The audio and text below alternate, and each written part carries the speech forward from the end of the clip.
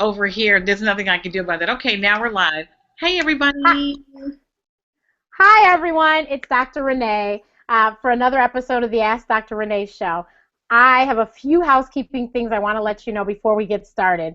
One, if you want to ask questions at the last half, please hit the square. There's some squares at the very top on the right-hand corner, upper right-hand corner. If you click those squares, you should see Q&A. Click on Q&A, and a whole column should open up on the right-hand side of your screen, so you'll be able to do that. And then the other thing is we'll give you all our contact information at the end, and it'll be below us. And I am going to let my wonderful guest today introduce herself because her resume is way longer than our last week guest, who we would like to thank again for doing that for us, Elvira Guzman. But she has been in business for a long, long time. So we're going to let her introduce herself because I know she has a fabulous 30-second pitch.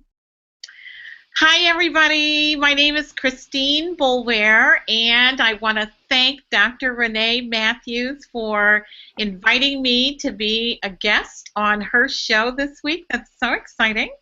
I am the co-founder, well, really the founder, to be honest, of something called itsashort.com, which is the go-to place for award-winning short film, video, and web series. I'd love to tell everybody about It's a Short and ask all of you to register immediately so that you can meet some of our amazing artists. Prior to the founding of It's a Short, which is my tech startup, yes, I was in consulting for many, many years, specifically the executive search space, and I still work in executive search. Even today, I help amazing clients find senior level executives, and I've been able to use all of my skills in the executive search space in itsashort.com because now I'm able to recruit amazing artists. I live in Chicago, for those of you who care, and I have other sort of identities which I may or may not share with you as we get underway. So thank you so much, Dr. Renee, and everybody who's watching for hosting, for allowing me to be your guest this weekend. Thank you so much. So, first, let's start with how did you start first of all, how did you find out about executive search? Like, I would have never, of all the businesses to start, how did that one become the one that you wanted to start? I was in the I've been in the executive search industry for more than 20 years, and it was, a kind of so much, Dr. Renee, random kind of experience. Uh-oh, it sounds like you're giving a little feedback. So you'll have to stop it. But anyway, so I was working in the public sector with a couple of colleagues, and it turns out one of their partners was starting an executive search firm. And at the time, I was being a new mom and thinking very much about staying home with my kids, which I know is not something that people think about today, but for me it was important. And he called me one day and said that he needed some help and he wanted to hire me as a consultant. And I said to him, what do you want me to do? I said, sure, because of course I was flat dead broke. And I said, sure, what are we going to do? And he said, well, I have this funny little business called executive search. And I said, what is executive search? And he explained it to me, and of course it made no sense. And finally he said, you get paid for talking on the phone. And as soon as he said that, I was like, oh my God. That would draw me in immediately as well. Yeah, because I've been talking on the phone forever and I've never gotten paid for it, so yes, I'm going to do it. So that's how I got started. And I worked sort of with them as a consultant initially for 2 years. And then or maybe for a year actually, and then they hired me permanently as a recruiter, and I learned how to be a recruiter. And then about a year or two after that, they invited me to join the partnership and change the name of the firm to include my name. I was on the wall. Oh, that's wonderful. Yeah, it was quite nice. And then, but then ultimately, for family reasons, I needed to leave. I was living on the East Coast. I needed to leave. and come to the Midwest. My family's from the Midwest. I'm from the Midwest and from Detroit, as a matter of fact. Shout out to Detroit. And my entire family, all my siblings, everybody, we all lived on the East Coast. We all relocated to Chicago to support our parents who were aging and, in one case, ailing. So when that happened, I decided to go out on my own, and because I was needing really to take care of my parents, and was worried about the demands of being a partner and taking care of them. So I thought I might have more flexibility if I just sort of set up on my own. So I did, and then I set up my own firm, and I've ran it for over 20 years, and was headquartered here in Chicago. I had an office in D.C. For 5 years. I had an office in Denver for 3 years, and worked all over the country. So it was a very, very successful venture. That is so amazing. And then the most amazing thing of it, audience, is that she did this as a single parent with 2 kids. That is true. And got 2 kids through school, and they're now very successful. So, yeah. I mean, if you could elaborate on, because there's so many moms out here, one that have to unfortunately toe that road as well. Yeah. How did you do that? Well, for all the moms, first of all, if you think it's impossible, you're right, it is. It is so hard. In my next life, I am totally not going to be a single parent. I will tell you that. But at any rate, it was hard because, one, I was headquartered here but traveled every week. And 2, my children were very young when I started. My daughter, my youngest child, my daughter, was just 8 months old when I started. And I've done this business her entire life, and this is all she's ever known. So she kind of was used to me going away, But I guess I did a couple of things. The first thing I did was I decided that I was traveling every week, but I was always going to be home every night. So even if I had to be in another city the next day, I always came back to Chicago and talked to my kids and then went back out the next morning. So that was very important to me. Everybody's family is different, so it's not like the way to be, but for me it was what I needed to do. The second thing I did was when I came home from work, I insisted that TVs were off and phones were off, and I did not get on the phone. I didn't take calls. I didn't do anything. I just focused on my kids. And whatever they were talking about, that's what we did.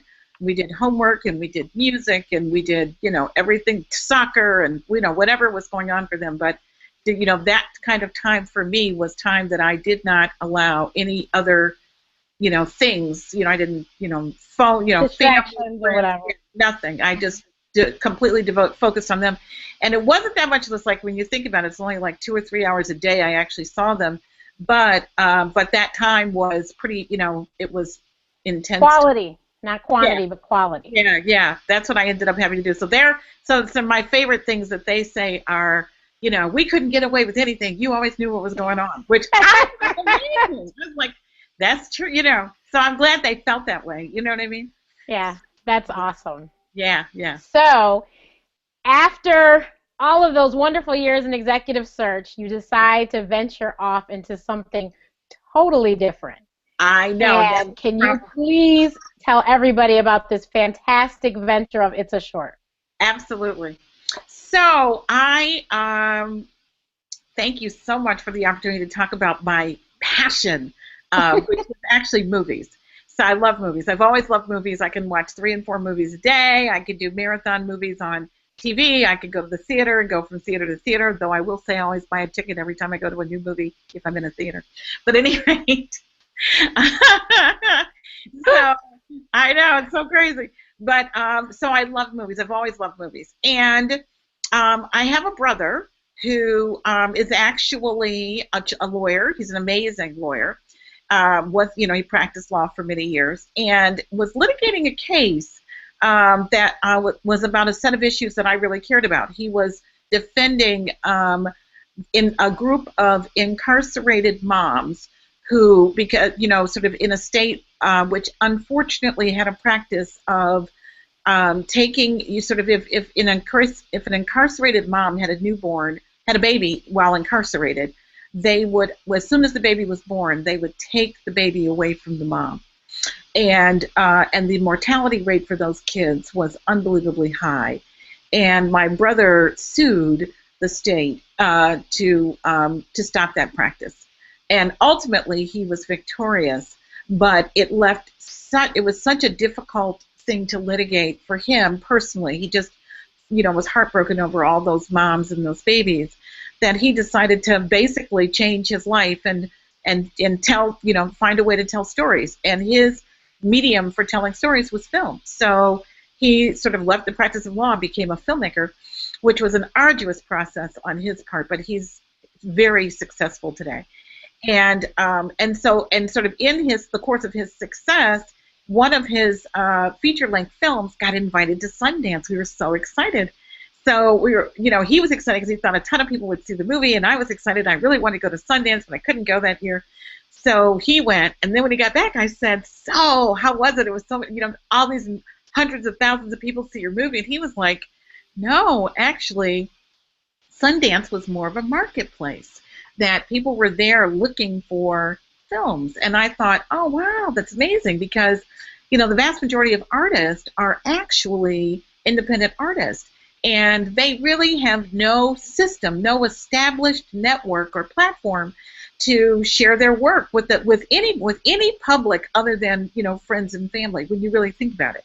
And that experience was the inspiration for itsashort.com.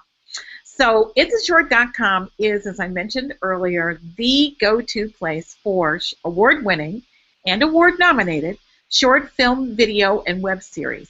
And we have artists that are on the film side that are award-winning artists from different festivals around the country and even around the world.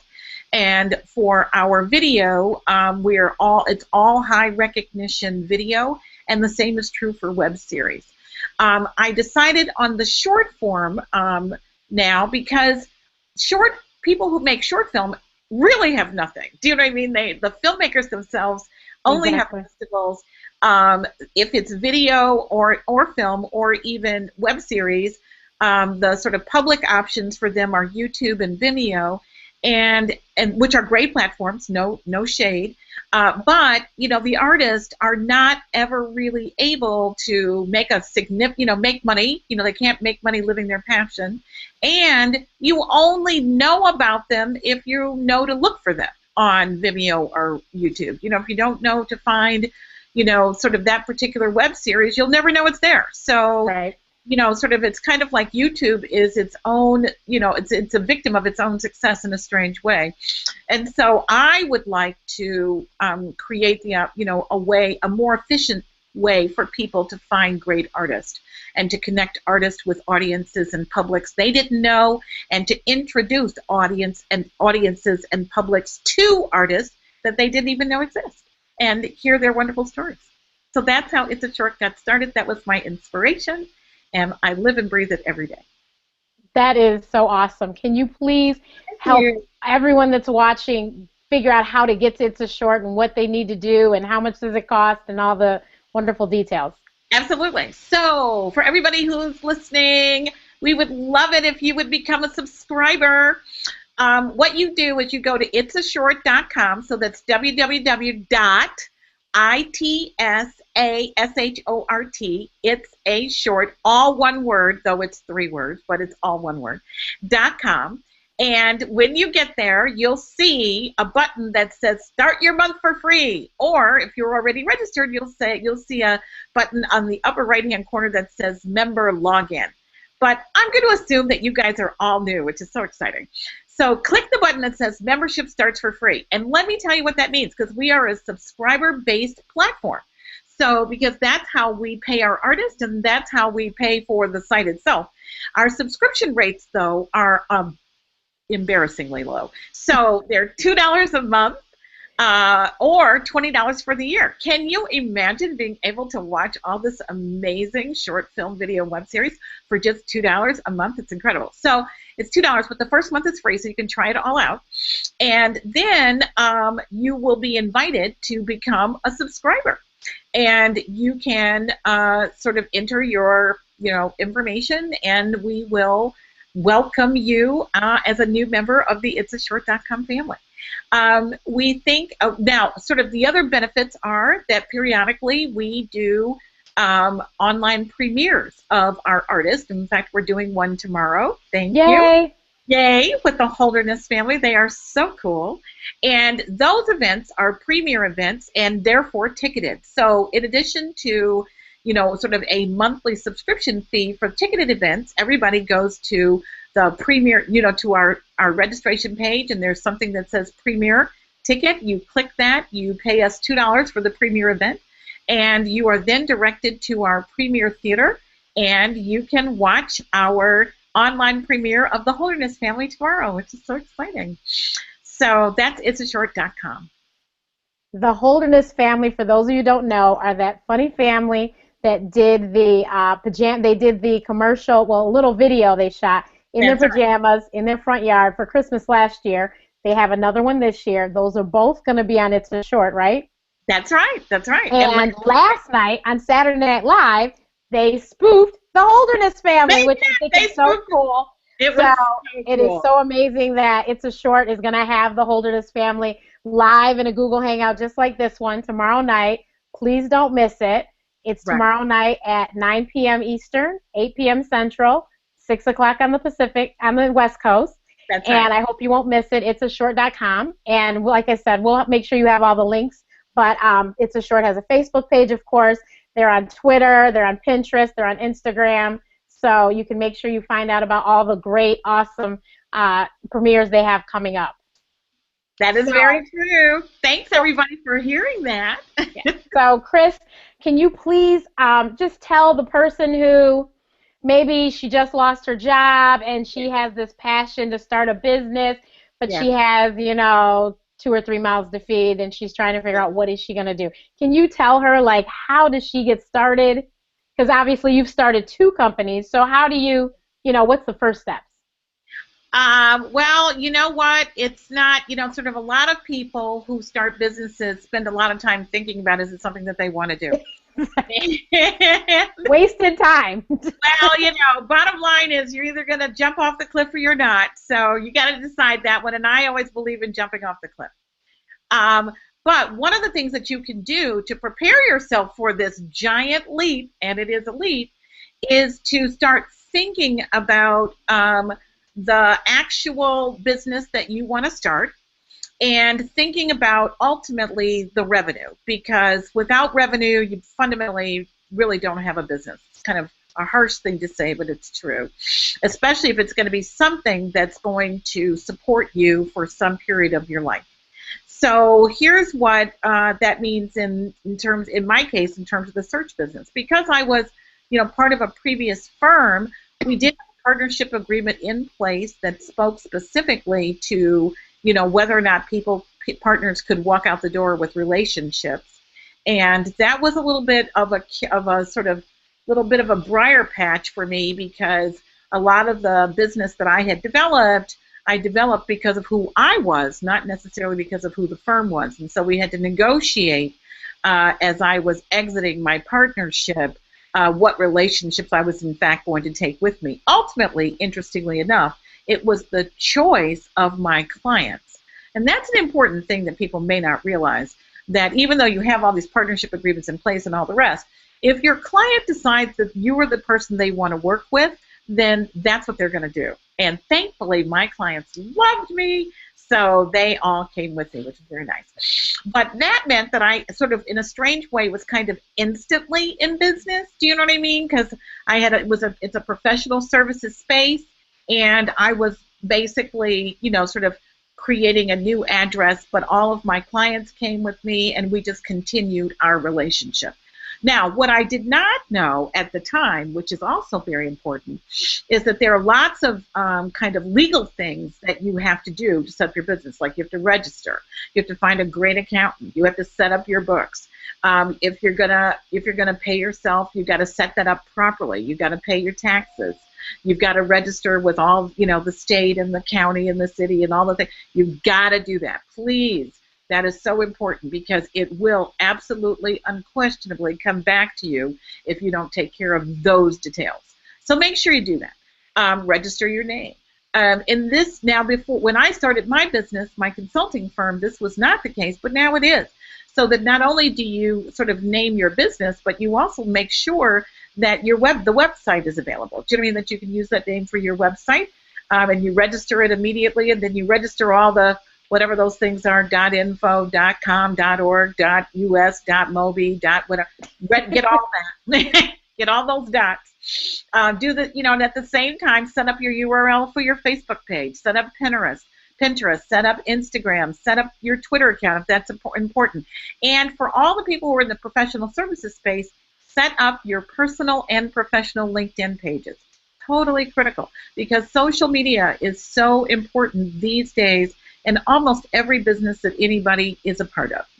And if you don't think so, I mean, sometimes I think about, people in the medical field, like Dr. Renee, who is a genius on social media, but there are plenty of other people, in sort of who are, neurosurgeons or cardiac people or, whatever their particular specialty is, and they may not appreciate how important social media is, but yet, there are people out there who are on WebMD or Yelp or wherever, and they're writing about, about their experiences with their neurosurgeon or with their cardiac surgeon or their cardiologist or whatever. So you've got to have a way to respond to social media, even if you don't think it's relevant for your professional space. So I say get in front of that train and get all of your social media assets set up and branded in the way that's going to represent your best interest. So the first part is decide, that you want to do it. The second part is do all the legal stuff that you have to do to set your business up. The third is set up your social media assets using the name that you chose. And then the fourth is go to work, sort of create a plan for your business, whatever it's going to be. In my case, it was executive search. I had a bunch of interest, practice areas that I wanted to sort of spend time in, and I went after them. In my case, with itsashort.com, which has frankly been a very, very different experience, and a lot tougher because we're a subscription-based service, and so our cash flow, we have lots and lots of subscribers, but because our subscription rates are so low, we actually have to have way more subscribers than we ever realized. So in that instance, planning my business, developing the ideas around how many subscribers I needed and how I was going to get them and how I was going to tell everybody about our business, that became way more important because of the cash flow requirements. So I had to learn a lot about, the retail side of business. In the executive search business, I was kind of in a wholesale kind of model. On It's a Short, that's entirely consumer-based or retail-based. So I had to learn a whole new way of doing business. And I did that in a couple of ways. First of all, I read everything I could find. Second, I, of course, experimented with a lot of different ideas. Some worked, most didn't. Want to say that, most didn't. And then third, I did a couple of incubators, business incubators, tech startup incubators, and got involved with the tech startup community so that I could learn through osmosis almost, from all these people around me who were also doing tech startups, and at the same time, to sort of avail myself of some of the formal training opportunities that people had where I could just learn, everything that one needed to learn about, creating a tech startup, like, what is a pitch? Had to learn that. Didn't know what that was. So, doing PowerPoint presentations in 30 seconds or less, explaining my business in a minute or less, identifying with being in the tech startup space, because let's face it, I don't That's where we are. Startup person. I'm not your first thought. So I'm with a group of people whose energy I absolutely love. Most of whom are they're not even as old as my own kids, and so I had to establish myself as someone who was credible, at least, a good partner. So you have to get into the space and learn, what's going on in your particular area, and make friends with everybody that you meet, and help as many people as you possibly can, because down the road, if they have an opportunity, they'll help you. So that's the way that I've gotten started. That's awesome. Thanks. That is truly awesome. the whole starting of the website, I would she would send me stuff and I'd look at it and I never even imagined. I guess I never saw a website like start from does this color go here, does that color go there? It was like building a house. It was really complex. But it was We had to learn. very We had to learn yeah, like you're right. wireframes and low def wireframes, high def wireframes, and UI UX people and web developers. I went through a number of web developers before I found a team of people that can actually develop the site I wanted. So yeah, and that's just the site. I mean, that's just getting into the starting block. That's not even starting your business. So Yeah, it's a lot. But thank you. And the other thing you did touch on social media, but because you do work in search business and with jobs, can you please, because I try to tell people daily how important social media is to absolutely. finding a job.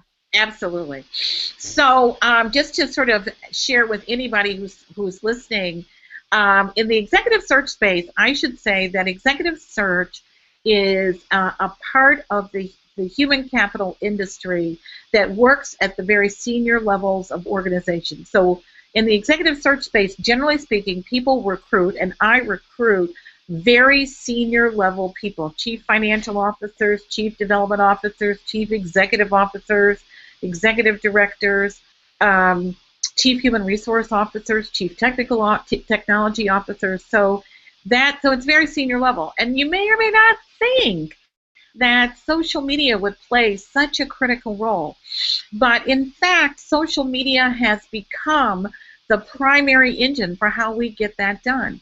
And by that I mean the first thing that we do in the executive search side, on the employment side, is we start looking for people who are doing the job that we've been asked to recruit for. So we are heavy, heavy, heavy users of LinkedIn. So the first thing I want to say to anybody who's listening is please make sure that your LinkedIn profile reflects everything that you want it to about you professionally. That is very key. The second thing that we do is we not only do we look at your profile, but we also look at the profiles of the organizations that you've actually worked for. LinkedIn offers you the opportunity to sort of see who else works there. You know what I mean? And so in the executive search space, that's what we do. So we go to, the profile of the organization that you've worked for in the past, and we find other people that we know, that worked with you, or, that we're interested in, and so we sort of, our whole networking process has basically shifted to LinkedIn.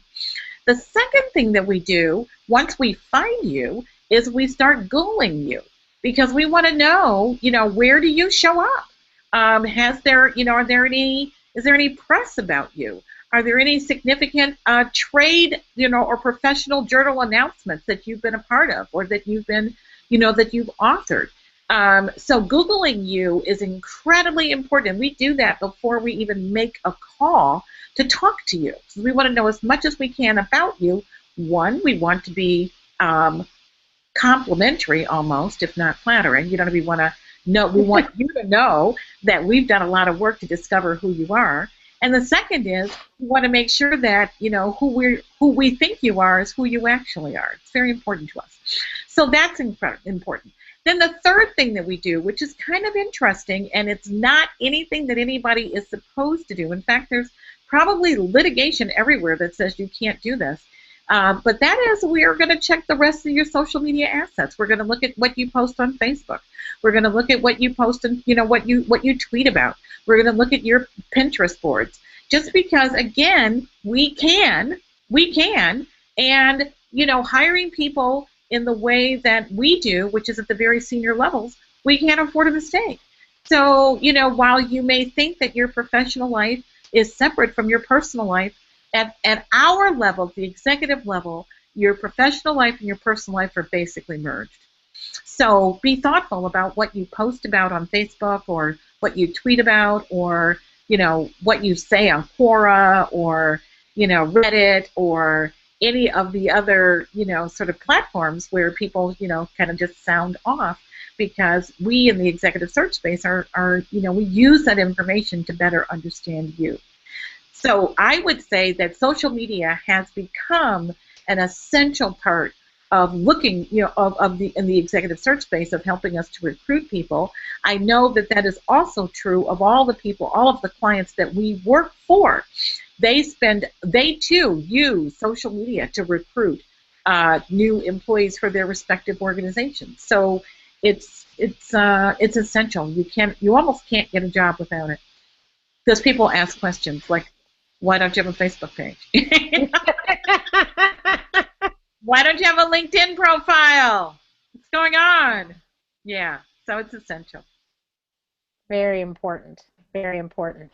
So, what motivates you to keep going? Because I mean, It's a Short is a lot, Yeah. and and it's still in its infancy stages. It's not even a year old yet. So, what propels you to keep moving? Well, I will say, being an entrepreneur and being in business for yourself, there are plenty of opportunities for any of us to sort of at any point throw our hands up and go, I quit. Guess what? I quit. But who are you quitting? Who are you quitting? You're quitting yourself. It's crazy. So, interestingly enough, when you go into business for yourself, quitting turns out not to be an option, even though you want to. But the other side of it is you always have to visit with, the reason, your own passion, your own motivation, your own reason for going into business for yourself in the first place. And every day I do that. Every day I say to myself, I am so excited to meet new artists for itsashort.com, or to watch a video that somebody uploaded, or to see what's going on, in the universe of short film. I'm excited by that every single day. And then on the executive search side, the great thing about being in business for yourself is you can choose your clients, not always, but most of the time. You can certainly choose the candidates. That's what you're paid to do. Exactly. So I got a chance to spend time with people that I chose, you know what I mean? And that was always fun. I love the work that my clients were doing. I'm a progressive to the left kind of person, so I was, huge in all of the issues that the progressive to the left community cares about, and I was spent time with, the leaders of those respective fields. So that was always encouraging. The thing that would get me down is just the daily grind. It's really hard to, keep it going every minute of every day, and you have to change the way you work. Because when you're in business for yourself, you actually work 24 hours a day. You don't work 9 to 5, and it's very difficult to maintain that kind of pace. So you got to take care of yourself. You got to go to the gym. You got to drink water. You got to sort of say at 2 o'clock in the afternoon, when the worst thing in the world has happened, that you're just going to go to the movies and chill for 2 hours. I mean, you just got to give yourself permission to treat yourself well, because, that you're all you got. So you got to protect yourself. So, the grind is real. It's tough, and you just got to keep going. Yeah, that's true. Thank you for saying that. Also, I just thought about it. You've worked with some very, very high-profile people and different administrations and stuff. Can you talk about what was that like? Yes, I can. The ones that kind of, really boiled over into something really huge. Yes, they did. Yes, they did. In the executive, are you talking about the executive search space? Exactly. Yes, Exactly. right. So there's 2 great stories that I can share with people. Both are great. They have very different outcomes, however. So the one that was pretty amazing was I got a chance. This was many years ago. You guys will know in a minute when I tell you. But one of the things that happens when we have newly elected officials, at the federal level or the local level, is that they have to bring in their team. They have to bring in a new administration. And the executive search community is the community that they immediately turn to do that. So in my case, I happened literally to be in the right place at the right time. Hello. And I got a call from a colleague of mine who was setting up the transition team for the newly elected President Clinton. Like, wow. And I, of course, was like, really? This is incredible.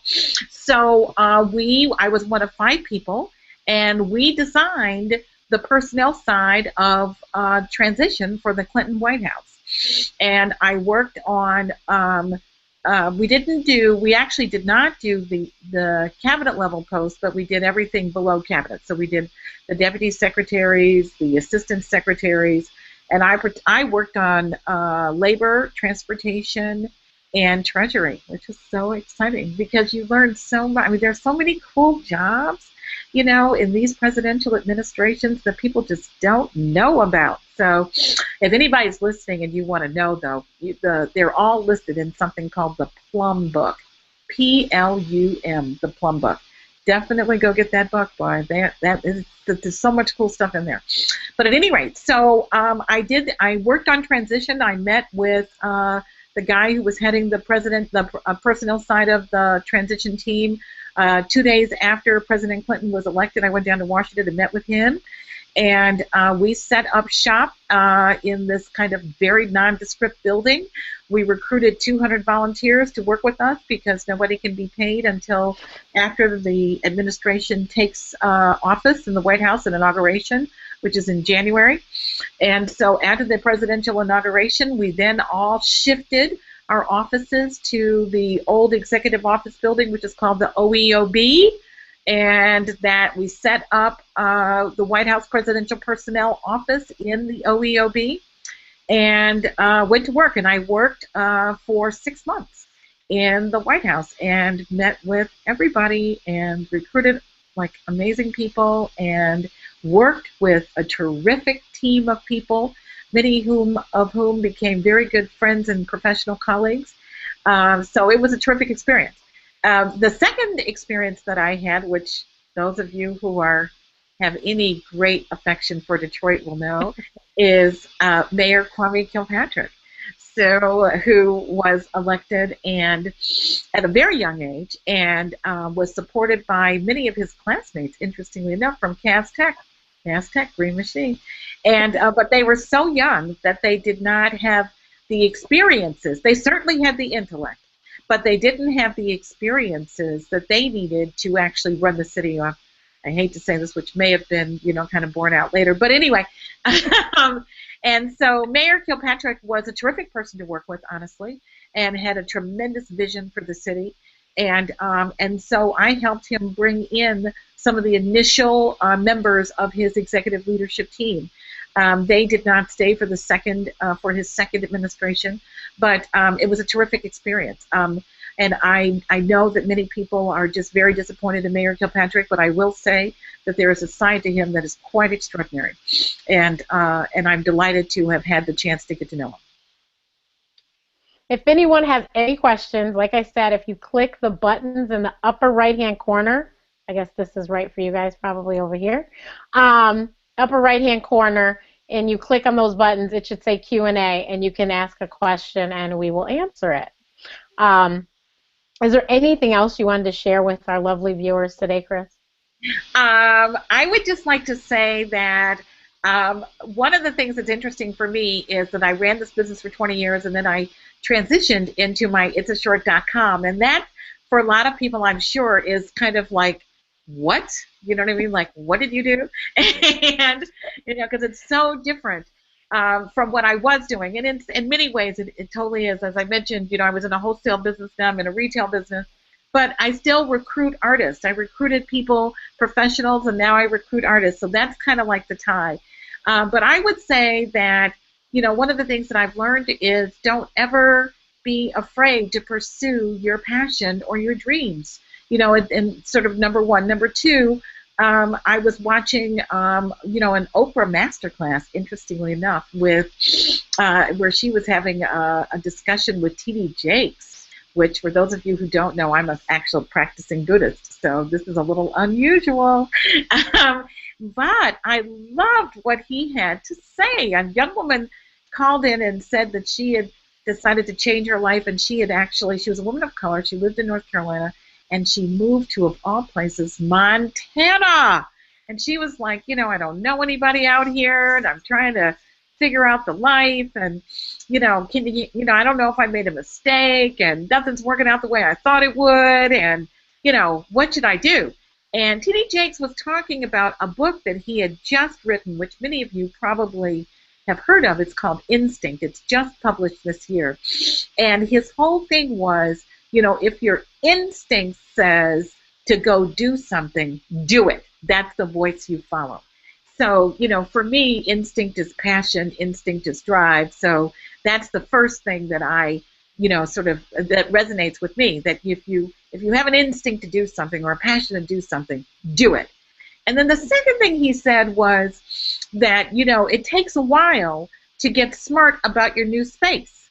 If it's new physical space, if it's a new job, if it's new relationships professionally, it takes a while. So, the idea and vision that you have may not match your reality, and that's actually right, because you got to give yourself some time to, to learn what you need to learn and to create what you needed to create. So you don't worry about, the bumpy roads and the craziness and, the misfires and the mistakes. None of that matters, because it's all great learning, and it becomes, the rich sort of tapestry of experience that you will draw upon as you go forward. And I thought that was just brilliant advice. You know what I mean? That you just have to wait. And the third piece that he said was, what you envision is going to be different than your reality, because you're in a new space and you're using an old framework to look at a new place. And he said, don't be open to doing things differently, meeting different kinds of people, changing the way you do things, because maybe, what you want to do requires that you do things differently. And I think all of those things are true. I haven't read the book yet, though I want to, but I just thought that that was great advice. So what I want to say to people is follow your passion. Is it going to be a bumpy road? Yes, it is. Are you going to need to do some things that you never thought you'd ever have to do to make the whole thing work? Yes, you are. But you got to jump in there with both feet and go for it. Thank you so much. That is so true. Well, if there are no questions, we will let everyone get to their holiday festivities. There are several holidays this week. Happy Hanukkah to my Jewish friends, and Merry Christmas to my Christian friends. And next Sunday, we will have Shanti Das. And for you all that don't know who she is, she's an amazing music executive. She's worked for LaFace Records, Universal. She was basically, I call her the person that brought Outkast to the masses. So she is an amazing woman. She's the hip hop professional. If you want to check her out online, the hip hop professional. And we will be talking to her next week, okay? So thank you, everyone. Wait, we might have a question. We have a comment. Chris, you are amazing. Oh, thank you. Thank you, whoever said that. Shout out. It was Dr. Dre. Oh, shout out, Dr. Dre. Okay. So thank you, everyone. Thank you, Chris, for being a guest this evening. And everyone have a good night. Good night. Okay, good night. Bye.